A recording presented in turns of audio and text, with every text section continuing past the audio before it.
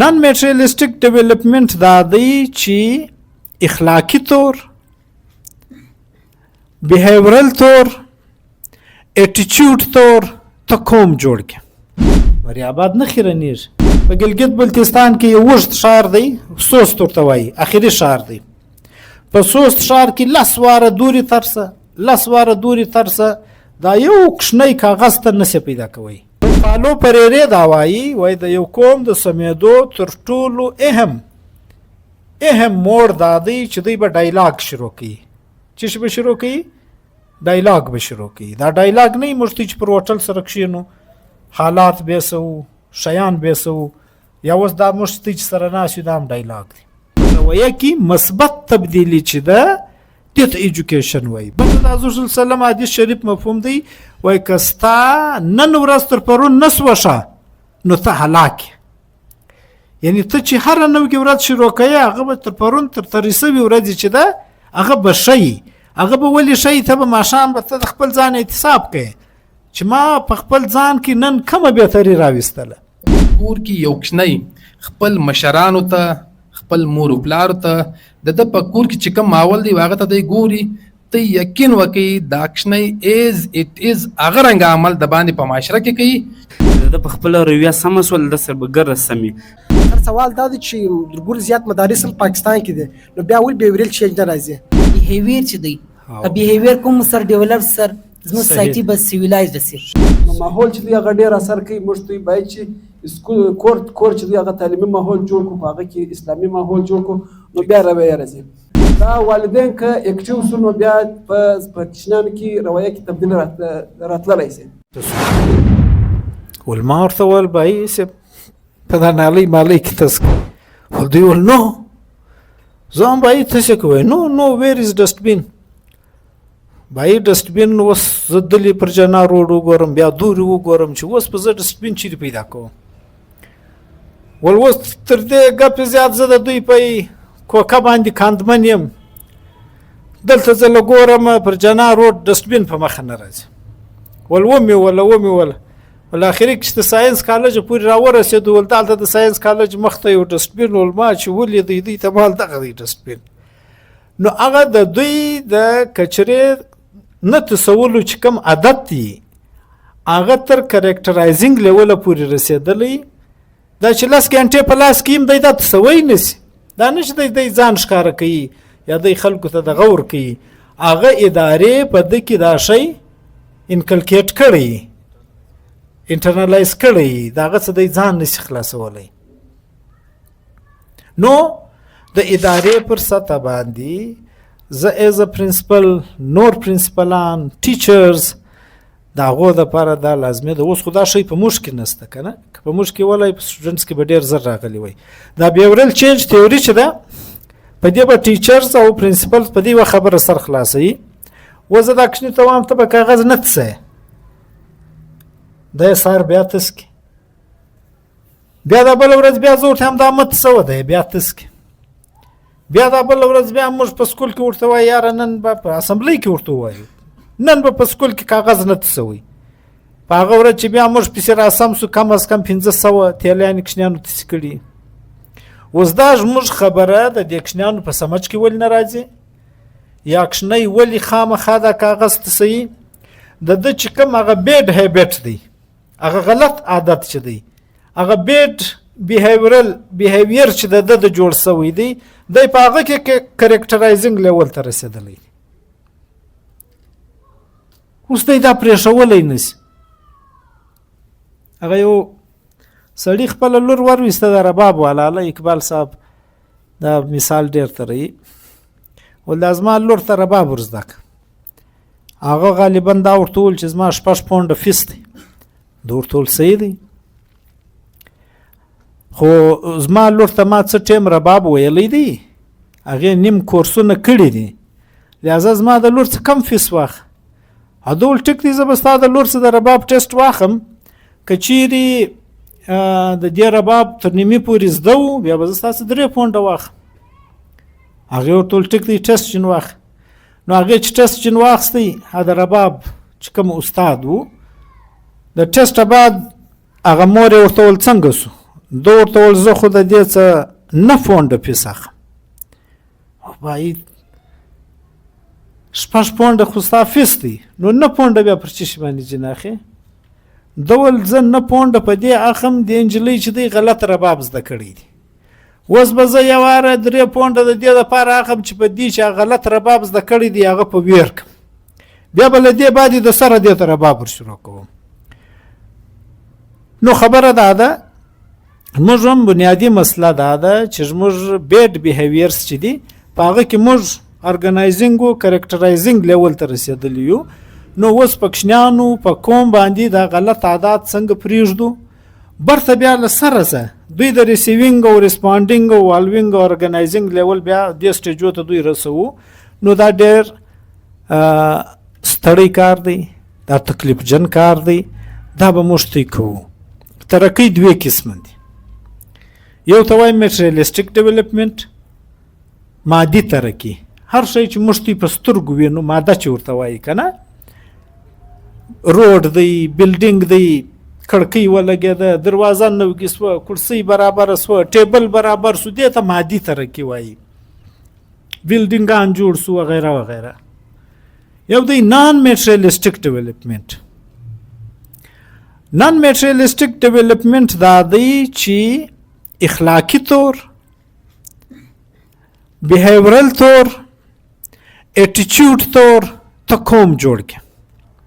و سوال دا جوړیږي چې میټریالیسټیک ډیولپمنټ ضروري دی که نان میټریالیسټیک ډیولپمنټ ضروري دی؟ نو د دې سوال جواب دا دی چې نان میټریالیسټیک ډیولپمنټ ضروري دی. ولی؟ ته چې هر څو ښایسته ځای جوړ کې چې په خلکو کې شعور نه وي، آګاهي نه وي، هغه دا کرسۍ غلا کوي، هغه دا ټیبل ماتوي، هغه د دې دروازې کونډۍ ماتوي، هغه که پر روډ باندې هغه سټارونه لګېدلي د خلکو د آګاهي دپاره، هغه دی کاږي، دی د سکول څه کړکۍ غلا کوي، دی د ماجت څه بیټرۍ غلا کوي. ولې غلا کوي؟ دی نان میټریالیسټیکلی ډیولپډ نه دی.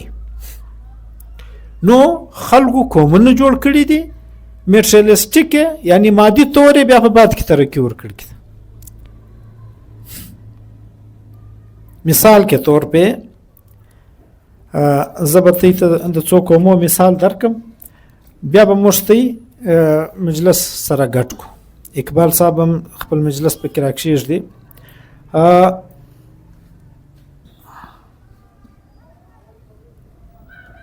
ایران دی موږ ته نږدې ملک دی، په دغه 2024 کې د موږ سره ژوند کوي، اقتصادي پابندیان هم پر لګېدلې دي. اوس موږ ته خلکو وایي د بار ملکو مثالونه مه ورکوئ که نه. اوس مثالونه موږ په دې ورکوو چې هلته هم خلک واوسي، زموږ ته رنګه خلک واوسي، دغه رنګه مځکې دي، دغه رنګه غرونه دي، دغه رنګه دریابونه دي، دغه رنګه انسانان دي، دغه رنګه انټرنیټ و سهولیات و لمر و سپوږمۍ و اسمان دغه ګرده یو رقم دي. دغه 2024 پر ګردو را روان دی. اوس ایران له ورسه د صفایي کوم لیول دی. ایون زموږ ستۍ په ملک کې مری آباد په کوټه کې کښنی ځای دی، نان میټریالیسټیکلی خلک ډیولپډ دي، مری آباد نه خیرنیږي.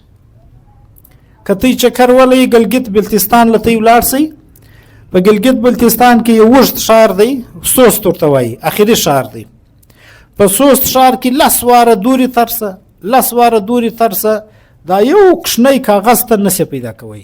ډېر غټ ښار دی، یو کاغذ خلک نه تسي. دا زموږ د پاکستان مثالونه دي. او دا زموږ په پاکستان کې په ګلګت بلتستان کې که ستا موټر روان و، تا تر موټر تیلی تا سکله تا 500 روپۍ چالانوي. دا زموږ په ملک او ځان ته قانون جوړ کړی دی، فالوټ کړی دی، ډېره صفایي ده، ډېر اعلی اخلاق دی، ډېر ښه تعلیم دی. نو دا شی چې دی دا مشتی کولی سو. دا رنګه چاینا دا ټیم ډېره پر ډیولپمنټ باندې روانه ده. هغه ورځ ما د ماما زوی د ټریننګ سره راغلی و، ول په چین کې اوس ګرده روډونه پیک کړل، یعنې داسې پیک کړل چې ګرځ نه ورځي، دوړې نه ورځي، په مابین کې ګلان کرلی دي. لکه شیشه دارنګه صفا روډونه دي. او بیا په روډو کې اوس لکه دا ټیبل دومره ځای د موټرسایکلانو د سایکلان دپاره پرې ایښی دی. مثال اوس لکه له دې ځایه تر کوټې پورې په زرو سایکلان موټرسایکلان پر روډو ولاړي چې د هر سړي موټرسایکل په کار سو بس د موبایل ورته ونیسي هغه دغه په سکین کې هغه د موبایل پر دغه چې کوم سټیکر لګېدلی لکه موږ ته چې یو شی اخو په سکینوي بس یو هغه د چین یوه سکه پکې جمع سي بس یوه ګنټه دا موټرسایکل د تا سره روان دی. که پر سایکل سپرېږي سایکل در سره روان دی. یعنې اوس موږ ته تر یارو پورې ځو دلته څو واره موټران ته لاس ورکوو وایي ما ته موټر ودروه ما ته فلانا شی ودروه. بس دا حکومت په زرو سایکلان موټرسایکلان خلکو ته درولي دي نه انتظار سته نه شی سته او ګرده په شمسي توانایي چلیږي دا هم نسته چې پټرول کې ختم سو بس دا در سره روان دي. یعنې دا شی موږ ته په یوه میاشت دننه کې که یو څوک اراده وکړي له پشینه تر کوټې پورې دا سیسټم جوړېږي. د چینه څخه موږ هره ورځ شیان راوړو دغه سایکلانو دا هم جن راوړی خپل سکینینګ پټۍ پر ولګوه 10 روپۍ پیسې یې کښېږده بس نه به کشنیان په تکلیف وي نه به سټوډنټ په تکلیف وي نه به خلک په تکلیف وي. مثال دارنګه په دنیا کې ډېرې اسانه ډېرې خلک وایي موږ 100 کاله شاته یو. زه د دې خبرې ډېر سخت خلاف یم. ته یقین وکړئ اوس نقیب جان وویل چې دی برطانیې ته تللی دی موږ و د برطانیې خلک نو نه چې ولې وایي چې موږ 100 کاله شاته یو زما به دې خبر سر نه خلاصېږي. موږ د برطانیې هېڅ فرق هم نشته. موږ د برطانیې صرف دا فرق دی چې برطانیې چې دي کم اولډ سټرکچرز چې دي د دویغه د 18مې صدۍ د 18مې صدۍ د 19مې صدۍ د سمبال کړي دي خلک د هغه د کتلو دپاره ورځي. دا نوي بلډینګان په لندن کې هغه رقم جوړېږي لکه په کوټه کې چې جوړېږي په دوبۍ کې هغه رقم جوړېږي په قطر کې هغه رقم جوړېږي یو فرق یې نشته. نو قومونه ډېر زر پرمخ ځي او څرنګه پرمخ ځي یو بل فلسفي یو ما پتی باندې څوک وپېژندئ بلوم یو به بلوم ګورو او یو بل د برازیل یو فلسفر دی پالو پریره ورته وایي PAULO پالو FREIRE پالو پریره چې دی د 1921 تر 1997 پورې دا د 19مې صدۍ تر ګردو زیات انفلوئنشل ایجوکیشنل فلسفر تر سوی دی ډېر انقلابي سړی دی. نو فالو پریره دا وایي د یو قوم د سمیدو تر ټولو اهم موړ دا دی چې دوی به ډایلاګ شروع کوي. چې به شروع کوي ډایلاګ به شروع کوي. دا ډایلاګ نه موږ چې پر هوټل سره کښېنو حالات به سو شیان به سو یا اوس دا موږ چې سره ناست یو دا هم ډایلاګ دی. دا ډایلاګ چې دی دا ډېر ضروري شی دی دا موږ ته دغه کوو. نو موږ ته چې کوم خراب عادتونه دي لکه ما در ټول ټاپک په کنټکسچوالایز کو په هغه کې راځي په پشین کې خلک په موټر کې را رواني ابل سړی په موټر کې په مخه ورسي به دوی سره ودرې خبرې سره شروع کړي له دواړو خوا څخه روډ بند دي. ته چیرې وې ته څنګه یې ته چیرې راځې ته څه کوې بهی دا رنګه خراب عادتونه بې ځایه موټر ته روانګ په ښار کې کچرې ته سوانګ دا رنګه بستۍ په ذهن کې نور داسې خراب عادتونه وي دا ټوله د ډایلاګ په ذریعه د بیهورل چینج په ذریعه دا موږ بدلوی سو. موږ د پشین یو سړي په روس کې تعلیم کوي هغه ویلی ول په روس کې چې یو سړی پر روډ باندې رواني کتاب سیناري کې چې او کلمه خبره واوره هغه درته ګوري خشم درته کوي وای په ما پسې دې ناره ولې وکړه تا د ما څه ټیم اخیستی دی چې په ما پسې دې ناره وکړه ما څه دې ټیم نه دی اخیستی یوه فلانه خبره واوره. په روس کې چې وایي یو سړی دا بل سره دري یوه ورځ د مخه میسج ورکوي چې سبا چې پر فلاني ځای ما او تا سره تریږو زه د تا سره یو منټ خبره کوم که د منظوري ورکه بیا دوی دوه سره درېدی سي په شناخت کې دننه زموږ ستوی د په روډ کې موټران سره ودرئ خپل ټیم خو خپل ټیم دی هغه خو مه ښوروه ای نور خلک چې د شاده خوا څوک ارن پسې وي، څوک د بلې خوا پسې وي، دا بیا ځان ته یو جلا مثال. دا رنګه زموږ ته نور به ډېر بد عادتونه وي، هغه به د ځانه څخه لرې کوو او دا اراده به کوو.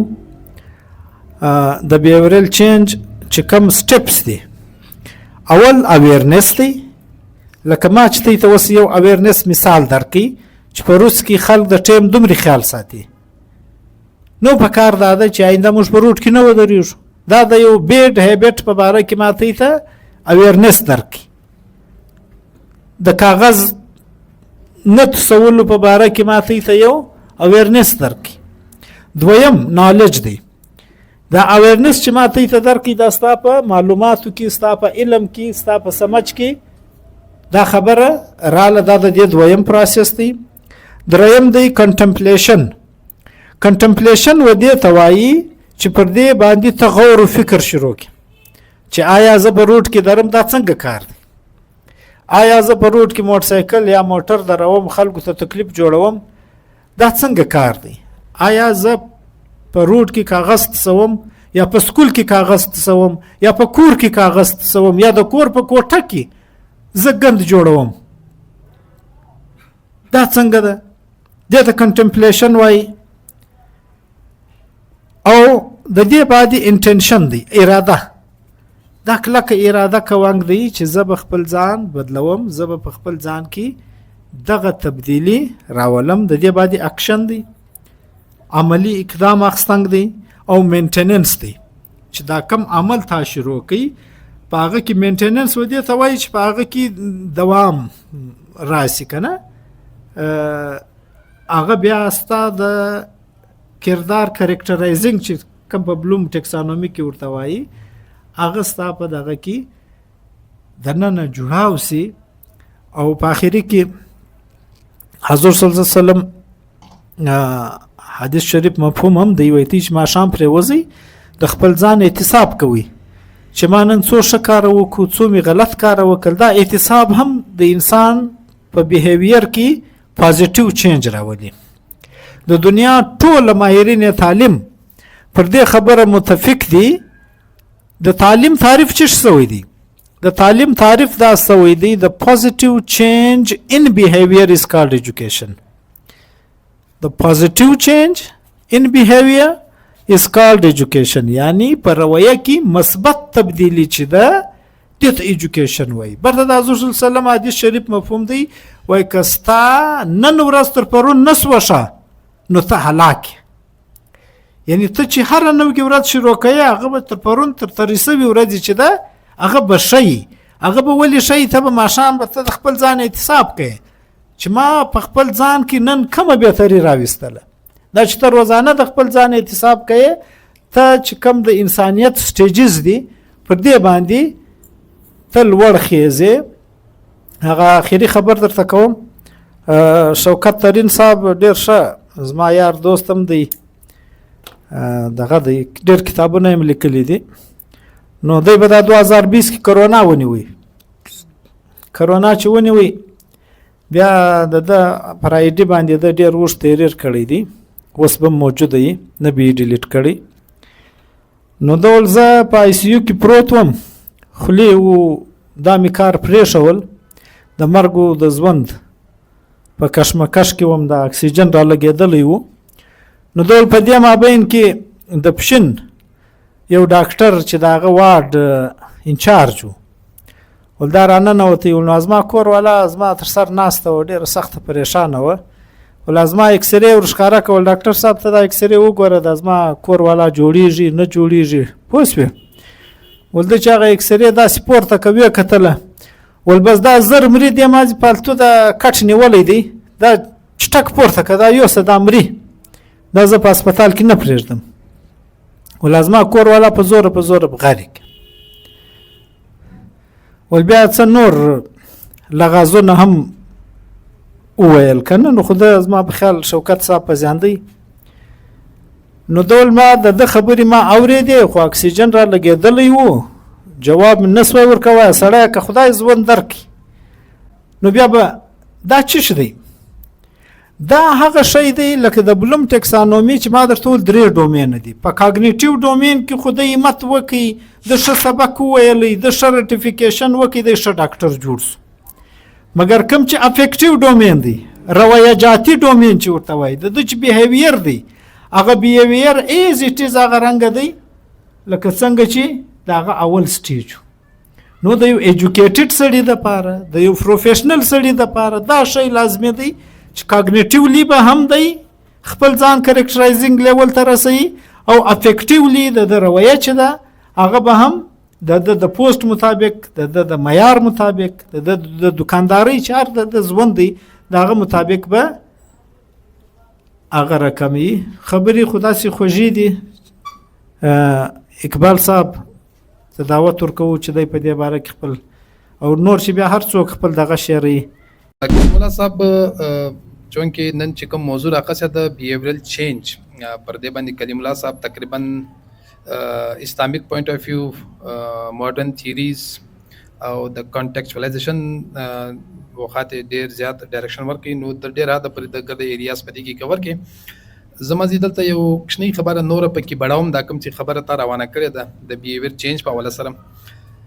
حاصل کې چې کوم طرز عمل ته چې موږ تبدیلی وایي، یا دغه تبدیلی څخه چې موږ مراد دی هغه کستا عادات وي، کستا رویې وي، کستا برتاو وي، کستا طرز زندگی وي، په هغه کې چې کوم ټیم ته بدلون راولې و دې ته بیهیورل چینج ویل کېږي. دا په پوزیټیو اړخ کې هم راکلی سي، دا په نیګیټیو اړخ کې هم راکلی سي، او د دې پر معاشرې باندې یو ډېر غټ امپیکټ دی. موږ چونکې د کتاب سره تعلق موږ ته ټوله لرو، کوم موږ پیرامیټیو سوسایټیز چې موږ ورته وایو، دا کوم چې قدیم زمانې موږ ورته وایو، که چیرې موږ د قدیم زمانې او د جدید زمانې درمیان فرق راوباسو، نو موږ ته کوم چې بنیادي فرق را موږ ته مخته درېږي هغه د بیهیویر چینج په شکل کې دی. یعنې د نن څه 100 کاله مخکې د خلکو چې کوم د ژوند د تېرېدو کوم طور طریقې وي، او د دې چې کوم سلوکو خاص طور په د زنانو سره، د کشنیانو سره، یا د مختلف فرقو د فکر ولا خلکو سره چې کوم د دې سوچ او د دې چې کوم رویه و، په هغه کې ډېره زیاته تبدیلي راغلې ده. یعنې تبدیلي چې دا یا یو فطري عمل دی، دا د وخت سره سات سات خامخا په انسان کې رونما کېږي. اوس دا تبدیلی د مثبت خواته ځي که د منفي خواته ځي، په دې کې کار کوونکی په کار دی. لکه کلیم الله صاحب چې کانټیکسچوالایز کوي او ډېر زیاتې نږدې مثالونه زموږ د معاشرې غور کو، چې یو قسم عادتونه چې هغه ته موږ منفي عادتونه هم وایسو، ټبو هیبټس هم وایسو، دا په موږ کې بیخي ډېر ډیولپ سوي دي. د هغه تر ټولو لویه خبره دا ده زموږ د سکول او زموږ د معاشرې او زموږ د پیرنټس په مابینځ کې چې کوم کوارډینیشن دی په هغه کې ګیپ را روان دی. نو زموږ د یو کوچني پر تربیت باندې په هغه طریقه کې کار نسو کوی چې په کومه طریقه په کار دی. مثال کے طور پر د یو کوچني تربیت ور جوړونګي دا یوازې د پیرنټس یا یوازې د استاد یا یوازې د معاشرې کار نه دی، دا درې سره سکول، ګر او معاشره دا ټول ملاوسي بیا د کوچني په تربیت باندې کار کوي. چونکې کلیم الله صاحب زموږ د کریکولم سره مطابق ډایرکشن ورکوي چې چونکې زموږ په کریکولم کې دا شی موجود دی. بنجامین بلومز چې کومه ټیکزونومي چې کومه تیوري پیش کړې ده، په هغه کې د افیکټیو ډومین بنیادی طور په د کښنیانو پر رویه باندې دی چې په کښنیانو کې چې کومې پوزیټیو رویې دي هغه څرنګه ډیولپ کېږي. د دې لپاره مختلفه تیوریز راغلي، په دې کې یوه تیوري ده ډېره مشهوره تیوري ده، دې ته وایي بیهوریزم تیوري. دا بیهوریزم تیوري چې ده د اس کې بی اف سکینر ورکړی ده. بیهوریزم تیوري کې هغه وایي په انسان کې چې کومه تبدیلي راځي، خاص طور په د بیهیویر تبدیلي چې ده دا په کتنګو راځي، په ابزرویشن باندې راځي او په ایمیټیشن باندې راځي. مثال کے طور پر که په کور کې یو کوچنی خپل مشرانو ته، خپل مور او پلار ته د په کور کې چې کوم ماحول دی هغه ته دی ګوري، ته یقین وکړي دا کوچنی ایز اټ از هغه رنګه عمل د باندې په معاشره کې کوي چې کوم د خپل په کور کې ویني. یعنی دا خبره دلته ثابت اسوله چې زموږ په بیهیویر کې چې کومه تبدیلي ده دا د مشاهدې سره راځي، دا د کتنګو سره راځي او د عمل کوونکو سره راځي. نو موږ بار بار دا خبره په تکرار کړې ده، موږ ته په کار دا دی دا رنګه عمل د کوچنیانو مخ ته نه وکړو چې هغه کاپي کوي. ولې کښنی چې کوم عمل کاپي کوي دا سوکا د ډیولپمنټ حصه جوړیږي، نو دا د عادت جوړ شي. نو موږ ته پکار دا دی د کښنی و مخ ته دا رنګه عمل وکړو چې کښنی هغه عمل په ځان کې انټرنلایز کړي، یعنی موږ د ده و مخ ته سمې خبرې وکړو، سم عمل وکړو، نو کښنی به هغه سم عمل کاپي کړي او د ده به سمه پرسنالټي جوړه شي، او د په شخصیت یا د په کردار یا د په بیهیویر کې به تبدیلی راځي. زه دلته صرف 4 پوینټ د دې سره شیروم چې خاص ګوره تبدیلی چې د فطري ده، تبدیلی په هر انسان کې راځي. اوس دا د قسمت دی چې و دته څرنګه اټماسفیر، څرنګه انوایرمنټ یا څرنګه خلک ور پلیټفارم ور ملاویږي. که کښنی ته سم ماحول ور میلاو سو نو په ده کې د پازیټیو تبدیلی زیات چانسز دي. که چیرې کښنی د دې ماحول حصه جوړ شي، لکه دا یو ډېر مشهوره کوټیشن چې دی موږ تاسې ټوله بار اورو، وایي ته چې په کم صحبت کې یې هغه صحبت اثر ته اخلي. A person is known by company he keeps. یعنی که ته د چا سره ستا ولاړه ناسته وله د هغه خاصیتونه د هغه خویانې په تا کې ښکاره کېږي. دې څه مراد دا دی پلیټفارم. نو دا تبدیلی چې ده دا په هر انسان چې کوم نارمل انسان دی په هغه کې دا تبدیلی چې ده دا رونما کېږي. اوس د تبدیلی د رونما دپاره چې کوم پازیټیو امپیکټس دي هغه دا دی چې مثال کې طور پر که چیرې په انسان کې پازیټیو تبدیلی راشي، د ده په بیهیویر کې پازیټیو تبدیلی راځي، نو د ده به اول فایده چې شوي، اوله فایده به دا وي چې د ده به ډېر بهترینه جسماني صحت وي، د ده به صحت ډېر ښه وي که په دې کې پازیټیو تبدیلی راغله. دویم د ده چې کوم ذهني تندرستي ده دا به موجوده وي، مینټین وي. دریم د ده چې کوم پیداواري صلاحیت دا به زیات شي. اوس که چیرې دی په دی معاشره کې په دی خلکو سره ولاړه ناسته کوي چې په هغه په ده کې د پازیټیو تبدیلی انسټینکټس اچوي، د دې څه مراد دا دی د ده پیداواري صلاحیت زیاتېږي. او د دې سره سات د ده چې کوم تعلقات وي هغه به ډېر بهتره وي. په معاشرې کې دی چې دا چا سره ولاړه ناسته کوي د ولاړې ناستې خلک به هم زیات وي او هم به ښه خلک وي. او که چیرې خدای نخواسته د ده په دا رنګه پلیټفارم کې لولاړی چې هلته د چې کوم مثبت تبدیلی وه هغه په منفي تبدیلی کې بدله شوه، نو د ده چې کوم تعلقات وي هغه به بهتره نه وي. یعنی د ده آس پاس چې کوم خلک وي هغه به دا رنګه خلک وي چې هغه اوورال معاشرتي طور خلک نه خوښوي. د ده چې ناسته چیرې دی کوي، دی چې چیرې ټیم تیروي، دی چې پر کوم وخت راپورته کېږي، پر کوم وخت ځي، هغه به خلک نه خوښوي. نو دغه هم د ده که چیرې په دې کې یو مثبت تبدیلی راسي نو د ده بهتر تعلقات چې دي هغه جوړوي شي. اوورال چې کوم د ژوند سکون دی، اطمینان دی، هغه زیاتېدی شي. نو دلته چې کلیم الله صاحب یوه خبره وکړه د سکول په حواله سره زه لږ شمه کانټیکسټوالایز کوم، ډېر زیات ټایم نه اخلم. محمد نبي صاحب بخښنه غواړم که ټایم څه زیات اخیسته شوی دی. د پیرنټس او د ټیچرز په اپس کې یو باهمي تعلق جوړیږي چې هغه د کښنی پر رویې باندې اثر اچوي. مثال کے طور پر کمیونیکیټ ریګولرلی، پلار او استاد دی به د یو کښنی د تربیت په باره کې، د یو کښنی د بیهیویر په باره کې ریګولر په کانټیکټ کې د یو بل سره به دی په باقاعده باتچیت کوي چې د کښنی پر رویه کې تبدیلی را روانه ده که نه ده روانه.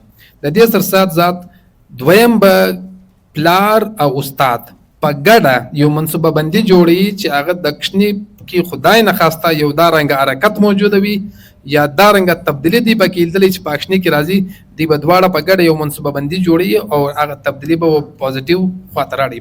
دریم دی به کښنی ته دا رنګه ماحول ور جوړوي په ګډه چې کښنی د هغه تبدیلی که چیرې پازیټیو تبدیلی ده هغه به په دې کې ډیولپ شي، او که چیرې دا نګیټیو تبدیلی ده نګیټیو خواته روانه د کښنی پر شخصیت باندې اثرات اچوي، نو دواړه به په ګډه باندې د هغه دپاره یو څه دا رنګه اکټیویټیز ډیزاینوي چې د کښنی د هغه نګیټیو تبدیلی سره وګرځي.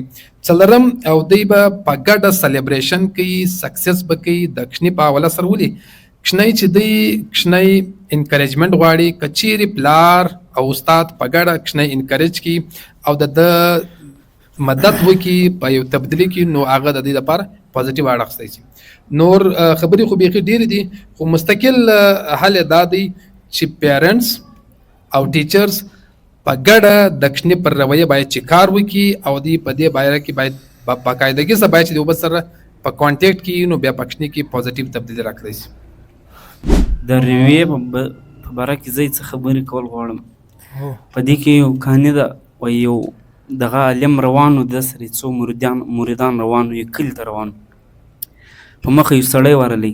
د عالم پوښتنه چې وکړله ول دا کلي والا څنګه خلک دي؟ نو د سړي ورته وویل چې دا کلي والا ډېر ښه خلک دي. ده ورته ویل ته ډېر ښه وایه. هغه ولاړی. دی بیا را روانو په لار کې بل سړی په مخه ورغلی. ده ورته ویل دا کلي څنګه خلک دي؟ هغه ورته ویلې ښه خلک هم کې شته، بد خلک هم کې شته. ده ورته ویل ته هم صحیح وایه. هغه ولاړی. د دې بعد بیا بل سړی راغلی. ده بیا پوښتنه چې وکړله ویلې ول د دې کلي والا څنګه خلک دي؟ ده ویلې دا ډېر بد خلک دي.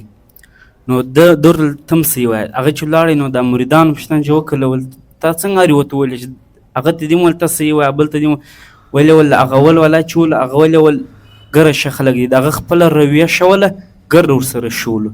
دویم ویلې ول د ده رویه د څو سره ښه څو سره بده، نو د ښه خلک هم شته، او بل رویه چې وله هغه بده وله، نو د ګرده چې ولو ده ته بد معلومېدلو. نو دا ته را چې په هر فیلډ کې، په هر سکول کې، کور دی، هر که د ده په خپله رویه سمه سوله د سره به ګرده سمې. چونکې اوس یو استاد یې هغه ته یې لیدلی سي چې ښه رویه یې د سره شاګردان هم ښه او دغه هم ښه د ټیچران چې د ګر ورسره شي، نو د ګر سکول ماحول برابري. که کور کې هم ښه یو ښه انسان یې رویه یې سمه، نو په کور کې به کوچنی هم د ده سره شي، زنانه ګر به ورسره شي، او دی به د کور ماحول ګر ورچینجوی سي. نو هر یو خپله رویه په خپله چینجوی سي، دغه سره د معاشره هم بدلېږي. مهرباني. سمپل سوال دی. بیهورل چینج دی زموږ په معاشره کې در ګورو چې کوم توګه زموږ په معاشره کې هغه د سکول په نسبت زیات مدارس چې دي هغه زیات فوکس هغه زیات ورکوي سي، چې مطلب دی بیهورل چینج دی زیات دي هغه سکول او مدارس راوستي سي، نه کې سکول راوستي سي. نو سره اوس مدارس سمپل خبر سوال دا دی چې پاکستان کې 50,000 زیات مدارس دي هغه رجسټرډ دي، او چې سکول چې مطلب په یونیورسيټي په توګه پاکستان کې 120 زیات یونیورسيټیز بالا نست په دې مطلب پاکستان په حیثیت کې توګه په ټاپ کې.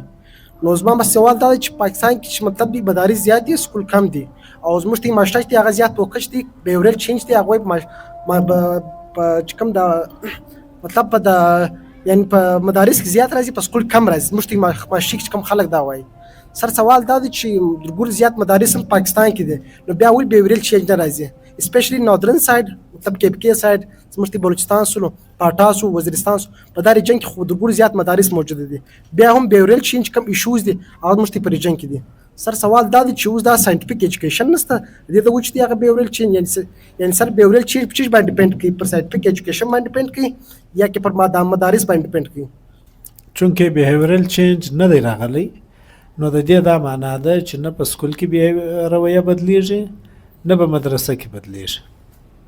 نو خو نسته کولای بیا به موږ دا ویلی وای چې وای دا په پلاني ځای کې رویه بدلیږي کنه، او رویه سره کوم بدلیږي.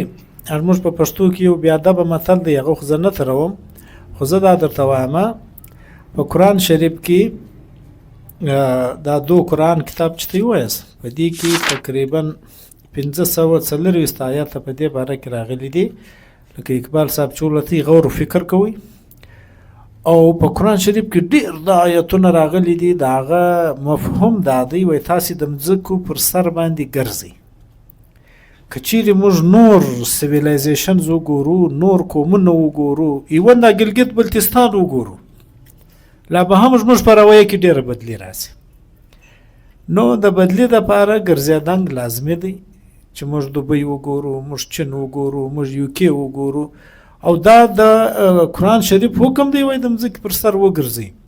زه زما شاګردان ته وایم بهی دا رنګه مه کوئ چې په پشین کې پیدا سو، په پشین کې ځوان سو، په پشین کې سپین ږیری سو، په پشین کې مړ سو. دا نه ولکه اسلامي ژوند دی، نه دا ژوند خوند کوي. په کار دا ده که د کاروبار په نیت وي، که د چکر په نیت وي، که د علم په نیت وي، ګرځېدنګ زموږ اسلامي کلچر حصه ده لازمي. څه ټیم چې موږ وګرځېدلو، زما سره په ماډل سکول کې یو مزدور کار کولی، د چت سیلینګ یې را جوړوي. نو بله ورځ ما ټیچران ما ته وایي سر یو پوښتنه درځه وکړم، زه هم وایي د دې هلک څومره ښایسته رویه ده، دا مزدوران خو انتهایي مثال دغه د دې څه وجه ده؟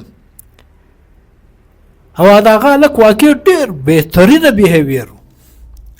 هغه چونکې زموږ د کلي و بیکګراونډ یې ما ته را معلوم و. ما ورته ویل بهي دې هلک 10 کاله په ایران کې تېر کړي دي، د هغه بیهیویر هلته چینج شوی دی. هغه اوس یعنې دا زموږ ټیچرانو دا شی فوراً محسوسه کوي چې د دې هلک رویه د موږ څه بدله ده. ولې هغه ګرځېدلی و ایون چې یو توري سبق یې نه و ویلی، ای د چتو کار یې کوي، مګر د هغه چې کوم بیهیویر و هغه زموږ ستوی تر لیول پورته ختلی و. نو ګرځېدنګ لازمي دی. په مدرسو کې هم د ریفارمز ضرورت دی، په سکولو کې هم د ریفارمز ضرورت دی. څه چې تر څو پورې ما درته ویل د بلوم ټیکسانومي 3 ډومین دي. یو کاګنیټیو ډومین دی. موږ په سکولو کې، په یونیورسټۍ کې، په کالجز کې صرف د کاګنیټیو ډومین اگزامونه اخلو چې تر څو پورې ته په سکول کې رویې ته نمبر نه کښېږدې افیکټیو ډومین ته، تر هغو د کښنې رویه نه سمیږي. ته چې تر څو د سایکوموټر ډومین ته نمبرونه نه کښېږدې تر هغو دا رویه نه سمیږي. موږ تر بنیادي کار په اسسمنټ کې دی. څه ټیم موږ اسسمنټ کاګنیټیو ډومین، افیکټیو ډومین، سایکوموټر ډومین بیسډ کو، زموږ ستوی به د سکوله څه په رویه کې دستي بدلون را شروع شي. جی بل څوک کیدل غواړي؟ بیهورل چینج سایکولوجیکلی، سوشلی او کلچرلی د دې په باره کې ډیر تیوریز خلکو سایکولوجیست او کم سوشلیست یا فلسفر چې ډیر ډیټیکټ کړي دي. دغه په باره کې افلاطون له یو وخت یو سړی رالی، صحیح ده، دغه کم ابزرویبل پرسنالټي چې وله هغه ډیره شوه، ډیر ښایسته کپړې یې اغوستې ولې، د هغه کم شوز چې ولو هغه ډېر ښایسته و. حتی ابزرویبل پرسنالټي یې ډېره برابره وه. هغه ساتکۍ ناست و افلاطون غږ یې پر وکړي ته ستا ابزرویبل کم پرسنالټي چې ده دغه ډېره ښه ده، ته ما ته وګایه ستا کم انر بیهیویر، انر پرسنالټي چې ده دا به څنګه وي. نو زموږ سی په ریجن کې که موږ ته که فارن کم کنټریز یا نور ځاګیان که وګورو د هغو کم پرسنالټیانې دي یا د هغو سیویلایزیشن هغه ولې پر مخ دي. ایون اسلام زیات فوکس پر بیهیویر ورکوي، لیکن موږ اسلامي کلي سوسایټي ته دلته کم خلک چې دي هغه الحمدلله ټول مسلمانان دي، پر اسلام زیات فوکس ورکوي، لیکن دلته د بیهیویر کم ریشو چې ده هغه انسټیډ اف ریسټ اف د ورلډ هغه دلته ډېره کمه ده. صحیح. نو سر دغه خو ډېرې تیوریانې دغه سوي دي. سر یوه تیوري به زه بیان کړم، د ابزرویبل بیهیویر او د انر بیهیویر دا دوه فارمه دي. موږ څنګه پرسنالټي یا موږ څنګه خپل بیهیویر دا ډیولپ کوی سو. اول چې دی هغه اول فارم کې دی لرنینګ بای ماډلینګ یې موږ کوی سو. کوم وخت چې یو انسان یو شی انسان ته وګورې هغه ته ابزرو کوي، د هغه کم ماډلینګ د هغه پرسنالټي چې ده ته هغه ماډل کې ته د هغه پر تګ باندې لار باندې ولاړ سې. دغه اول سټیپ دی. دویم چې دی هغه لرنینګ بای انسایټ دی. صحیح دی. چې هغه چې کم کوګنیټیو بیهیویر دی، د خپل د کتاب په ذریعه، د مطالعې په ذریعه ته چې سبق چې ووایې او هغه بیا په خپل ژوند کې اپلای کې د دې په ذریعه بیا موږ کوی سو. دریم سټیپ چې دی هغه د ټرایل اینډ ایرر په ذریعه موږ کوی سو. چې کوم ستاسو یو خدا نه خسته یو غلطي وسوله، کوم یو چې مسټیک در څه وسو، د هغه بعد بیا ته ایرر خو در څه وسلو ته بل ته ټرای پر وکړې چې دوباره د ستاسو دا غلطي نه سي احتساب وسي سر. آخري سټیپ چې دی هغه لرنینګ بای کنډیشنینګ راځي. کنډیشنینګ څرنګه راځي؟ سر چې کوم وخت تا یو فور ایگزامپل یو سټیمولس تا یو ریسپانس واخیستی، ستا په مایند کې کوم سټیمولس چې دی هغه تا پر دې باندې مجبوره کوي چې ته یا پوزیټیو اثر واخلې یا نګیټیو اثر واخلې. دا بیا ستا د کوګنیټیو بیهیویر پورې کار لري. سر که تا چیر که پوزیټیو کوګنیټیو که تا پوزیټیو ریسپانس که تا واخیستی داغه مطلب دا دی چې ستا په رویه کې ډیولپمنټ را روان دی. یو پیسیمیست اپروچ دی یو اپټیمیست اپروچ. یس سر، و پیسیمیست اپروچ یو اپټیمیست اپروچ دی. سر په زموږ په سوسایټي کې الحمدلله ایجوکیشن کم ډیولپمنٹ چې دی هغه روان دی. د دې سره ساتھ ساتھ کم بیهیویر چې دی بیهیویر کوم سر ډیولپ سر زموږ سوسایټي به سیویلایزډ شي. مهرباني سر. اسلام مشتي مسلمانانو اسلام دا وایي تر 2 کال پر کښنی چې دی تی کور ته اخلاق رویه او وښه بیا د باندې راو بس. نو دا پر دې باندې خالي جاپان عمل کړی دی چې په اول د ورده کښنی 2 کال باندې کور ته اخلاق رویه دا وښه بیا د باندې راو بس بیا په سکول کې داخل کی. نو مشتي لرم پکار دی چې دا کښنی چې دی دا 2 کال خپل کور ته دغه ځکه اخلاق رویه دا شان ځکه بیا د باندې راوځي. او اینسټان هم دا وایي زه ماته ته یونیورسټیانې دا مه را جوړ ماته خالي ماحول را جوړ کړي بیا ته د ما څه خلکو غواړي. نو ماحول چې دی هغه ډېر اثر کوي. موږ ته باید چې سکول کور چې دی هغه تعلیمي ماحول جوړ کړو، په هغه کې اسلامي ماحول جوړ کړو نو بیا رویه راځي.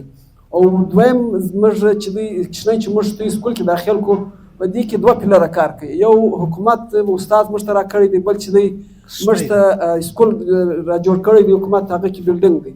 اوس په دې کې یو شی چې دی مس دی هغه والدین. دا والدین که اکټیو شو نو بیا په کښنیانو کې رویه کې تبدیلی راتللی شي. هغه په دا وجه چې دی کښنی موږ ته سکول راواستئ بیا نه پسې راځي نه حال احوال کوي چې زما کښنی راځي نه راځي. دی په آخر کې په امتحان په ورځ یا په دغه ورځ باندې چې هلک فیل سي یا پاس سي بیا دی پسې راځي. نو دغه دریم پلر چې دا که اکټیو شو بیا انشاءالله زموږ ته کښنیان چې دی په هغه په رویه کې به تبدیل راشي. نو دغه یو شی چې دا پر دې باندې باید چې موږ ته په سکولو کې سیمینارونه کښېږدو، ضرور پر دغه باندې په کلي کې سیمینارونه کښېږدو او پر فیسبوک باندې یو داسې پیج جوړ شي چې باید موږ ته د کښنیانو پر باندې موږ ته داسې یو پلیټفارم جوړ کړو چې هغه وکورو ته ورسېږي. ښه تجاویز دی ډاکټر صاحب، ډېره مننه. شاګرد دلته ډېر ښه زبردسته د تیوري یو اگزامپل پیش کړي چې بنیادی طور په چینج په انسان کې راځي دغه چې کوم پروسیس دی او سایکولوژیکل چې کوم تھیریز پیش شوي دي. اوورال زما خیال درګور زیات د سایکولوژي ټاپک دی دا بیهیورل چینج په انسان کې چې کوم چینج راځي. بلکې ما چې دا ټاپک تیاری کوله هغول چې د کم سړي بیهیویر خراب وي دا منټلی ډیسارډر ایگزیکټلی منټل ویل بینګ دا نفسیاتي طور دا څه خلک چې مس بیهیوډ کوي دا سایکولوژیکلی یا د نفسیاتو په ژبه کې دی ته منټلی ډیسارډر خلک وایي. ایگزیکټلی نو د ډېر زبردست د یو تیوري وخت اشاره وکړم. نو ډاوټ کوم دلته د ډیولپډ یا د سټانډرډایزډ یا د سیویلایزډ معاشرو ذکر وکړو نو زموږ د یو شي څه همیشه راغستان نسو کوي انکار نسو کوي هغه ته وایي ریوارډ اینډ پنیشمنټ. لکه څنګه چې دلته خبره وکړه د ایرر او د ټرایل دغه رنګه خبر راځي د ری انفورسمنٹ د ریوارډ او د پنیشمنٹ سټیمولس. ګوره یو کښنی دی یو کښنی چې ښه کار کوي د دې لپاره خپل سټیمولس راکوي چې کوم سټیمولای موږ کښنی ته ورکوو چې کښنی موږ اپریشیټ کړو. مثال کے طور پر یو کښنی په کلاس کې ښه عادت وکړي دروغ نه ووایي د بل کښنی سره تعاون وکړي په دې کې کومه د همپتي چې کوم پیشن یو جذبه موجوده ده چې موږ دا انکریج کو نو موږ وکښنی ته یو سټیمولای ورکو موږ کښنی اپریشیټ کو ټافي ورکو دا یو قسم د لپاره پوزټیو ری انفورسمنټس. په دغه معامله کې بعض اوقات کښنی چې کوم غلط کار وسی کښنی چې کله غلط رویه اختیار کی نو دغه لپاره بیا موږ نیگیټیو ری انفورسمنټ مشته دي. نیگیټیو ری انفورسمنٹ په دې شکل کې چې موږ پښتنه باندې جرمانه ولګو.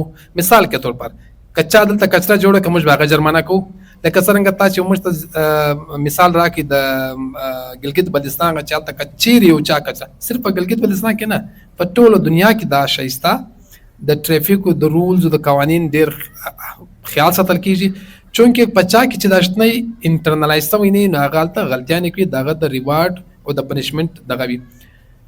زوی د ایجوکیشن بنیادی مقصد دغه دی چینج ان بیهیویر. دا اوس چې موږ پر کومه پټری روان یو موږ خو صرف او صرف ډیګریز ته روان یو ټارګټس ته روان یو مایلسټونز موږ غواړو چې موږ به څو نمبران اخلو. موږ د نن پر دا نه دی کتلې چې زما پر رویه کې 100% تبدیلی راغلی ده. زه چې اول سر زما زوی چې ما کم ټیم په سکول کې داخل کړي د در رویه څرنګه وه یو کال بعد د په رویه کې کومه تبدیلی راغلی ده. چونکې کلیم الله صاحب بار بار دا یوه خبره وکړه چې کوم افیکټیو ډومین په سکول کې دی موږ د هغه په ترو اسسمنټ نه کوو. موږ صرف دا ګورو د کال په اخره کې کښني په میت کې 100 مارکس اخیستي دي، په انګلیش کې 100 مارکس اخیستي دي، په اردو کې هم 100 مارکس. که موږ هولسټیک ډیولپمنټ ته ولاړ سو، په هولسټیک ډیولپمنټ ته پکار دی چې موږ د کښني پر اټیټیوډ باندې اسسمنټ وکړو چې کښنی د کال په اول سر کې رالی څو برداشت یې درلودی، 100% د یو چا خبر اورېدل، 100% یې دروغ ویله، 100% یې د بل کښني سره جنګ کوي. او د کال په آخره کې چې دوباره موږ د اسسمنټ وکړو او موږ د چې کوم اټیټیوډ اسسمنټ وکړو، بیا موږ ته معلومیږي چې زما کښنی د کال په اوله سره کې 100% د بل کښني سره تعاون کوي، برداشت یې درلودی، خبرې اورېدله، ضد یې نه کوي، چړچړپن یې نه ښکاره کوي، آل یې سم وایي، دروغ یې نه وایي. دا ګرد هغه شان دي چې د په بیهیویر کې د تبدیلانو دپاره راکلی سي.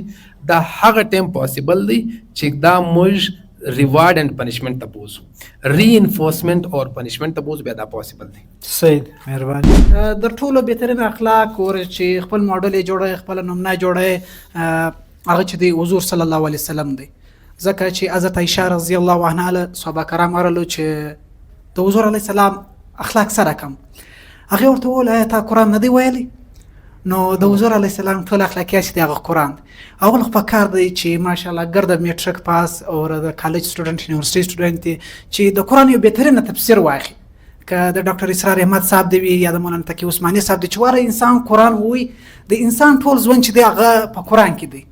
د هغه سره سات سات چې دی د حدیث مطالعه وکړي، د حضور علیه السلام تعلیمات ووایي، چې د عام سټوډنټس لپاره بهترینه کتاب دی په حدیث کې، هغه معروف الحدیث دی، په 4 جلد کې لیکل شوی دی، ډېر ښایسته کتاب. او بیا سر خبره وکړه چې تاسو سیرت ووایاست. په سیرت کې مختلف کتابونه دي، چونکې ما د سیرت سره بیخي زیات تعلق دی، ما پر هغه باندې تحقیق ریسرچ هم سټارټ دی چې د عام سړي دپاره چې څوک سیرت وایي د هغه دپاره بهترینه کتاب چې دی الرویق المختوم دی. اور سات سات کچیرې د خپل حداتو کې تبدیلی راولئ. دا دپاره چې ما کوم ښه کتابونه ویلي د پرنسپل د امریکن ریټرز د یا د یورپ د ریټرز، یو د اټامیک هیبټس چې هغه جیمز کلیر لیکلی دی، پر عاداتو یې ډېر کار کړی دی. وایي کښنې کښنې ډبرې راټولې که جمع کوئ ورځ به د دې څه غر یا غونډۍ جوړې شي، ور کښنې کښنې د اوبو کترې راټولوه د دې څه به یې ورځ سمندر جوړ شي. دویم کتاب دی د پاور آف هیبټس، د پاور آف هیبټس، عادات کی طاقت. دا یو ډیر بهترینه کتاب دی.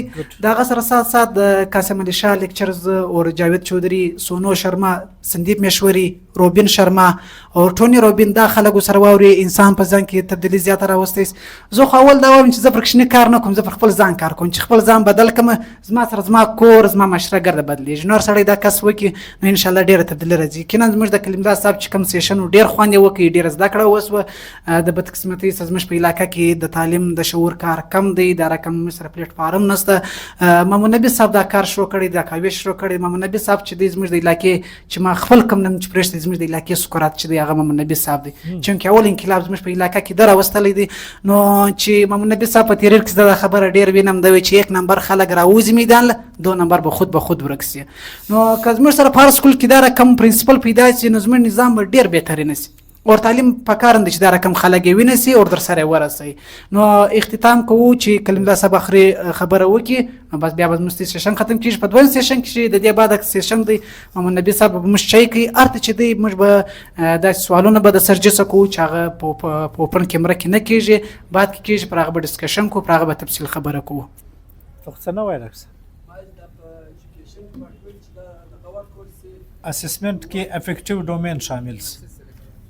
ډاکټر صاحب تجویز دی خاص کر بورډ آفیس او کوم چې زموږ بیک دی یا کریکولم دی، ډاکټر ګلاب صاحب دی چې وایي اسسمنټ موږ بدل کو.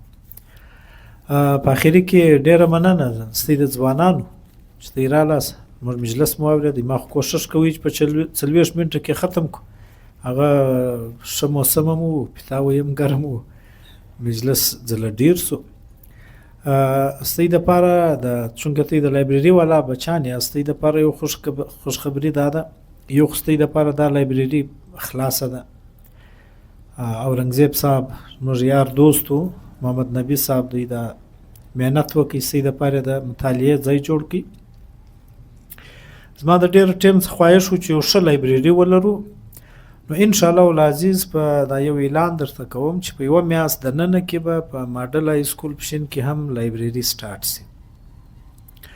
نو هغه لایبرري چې ده په هغه کې به سهولیات ډېر زیات دي، په هغه کې به کمپیوټرز وي ستاسو دپاره، په هغه کې به 24 ګنټې بجلي، په هغه کې به اے سی سیسټم وي، په هغه کې ټیبل کرسیانې او ښه ماحول.